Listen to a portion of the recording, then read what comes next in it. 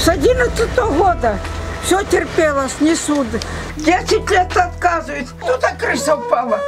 И я упала и ключицу сломала. Ну, в чашке как я могу помыться?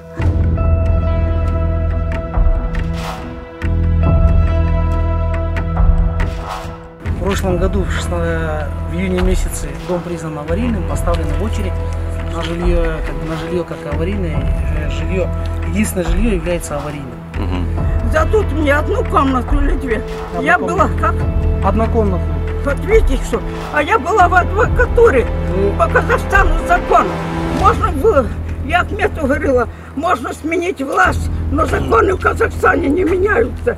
Ну что, это просто предлагает же, а на самом деле предлагает еще хуже, чем Ахмету писала, вот, он же хуже, чем вот это меня блиндаж. Тут деревянные, там черные стены были.